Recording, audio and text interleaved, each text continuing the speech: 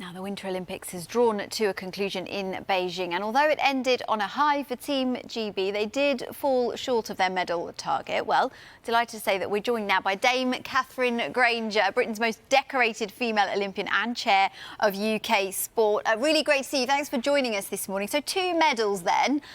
When the target was 3 to 7, would you say that emotions are a bit mixed following the Games? Because it did end on a high. Yeah, I think it's fair to say. I mean, I think my emotions are still somewhere, I don't know, up in the clouds. It's just been the most incredible finish. Those 2 curling teams did us so proud. But obviously they were the only medals and we were hoping for a few more. So I think it's fair to say it's a range of emotions. And I think, you know, I've been there myself. The athletes feel it more than any of us when they'll have their own expectations going into these games, and some will be coming away disappointed with maybe where they finished. So what we go now into is sort of huge, massive reviews for every sport to look back on, not just the games themselves, but the sort of 4 years leading up to it, what worked and what didn't, and what could be better for next time. And obviously one of the sad things that you'll have to be talking about in these meetings is the money spent, because certain sports did have quite a lot of money spent, like skiing was £9.5 million. There was, well, skiing, snowboarding, sorry, the skeleton was £6.5 million pretty much. What's the next step in those sports, given that they didn't win any medals? Yeah, and there were expectations, obviously, for all of those sports you've mentioned.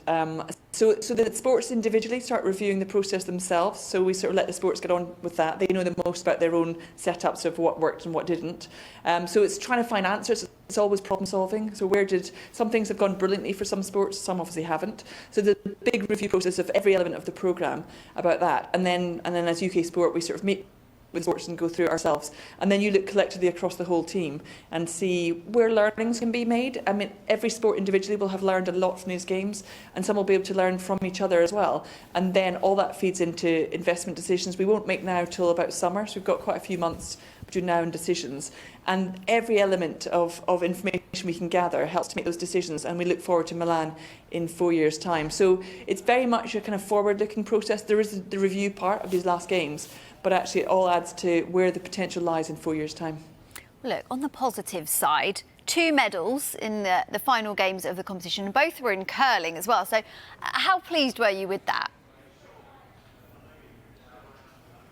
I was one of those people who was up setting alarms all through the day and the night to make sure watching it live. And, you know, the men's team were coming in as sort of one of the favourites, if not the favourite, and, you know, putting in an incredible performance the whole way through the tournament, and just pipped by a fantastic Swedish team at the very end. But incredible, you know, first games for all of those 4 athletes, and they got the silver medal, which is fantastic.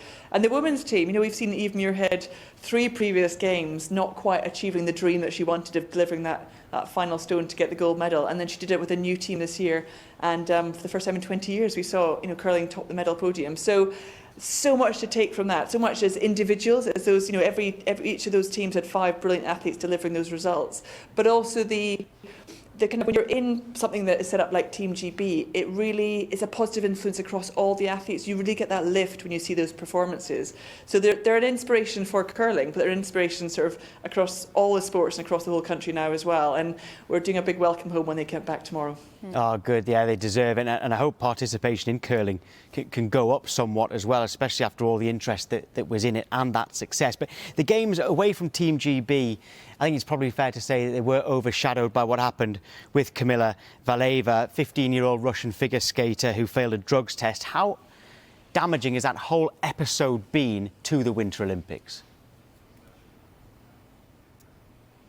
I think whether you're, you know, I see it through an athlete's eyes still. I've got an athlete mentality. Whether you're an athlete, whether you're in sport, whether you're a fan of sport, whether you know, support it, it's been quite a devastating experience to watch that unfold. You know, at the heart of it, you've got a 15-year-old athlete who was in tears at the biggest moment of her life because of a sort of doping scandal. And nobody, I don't care who you support, you know, what your background is, what your interest is, nobody from a human point of view wants to see that. And I think the way, you know, it's been handled, the way it's rolling out, there's still many, many questions to happen. And hopefully questions that will be answered very publicly, because it's not something you would ever want to see again. And, you know, it has done damage. It does. Every time we see a doping scandal, it damages sport in some way. And if, I'm shamelessly a massive fan of sport, and I really believe in all the brilliant things it does to people individually and collectively. It's very inspirational, it's very aspirational, and you see one element like that, and it's just enormously disappointing to all of us who love sport. So I think we've all got roles to play. We all can, do a lot of work to make sure this doesn't happen again. But on the international field, it's a tough one to get right. Dame Katherine, it's been a pleasure to speak to you. Thank you.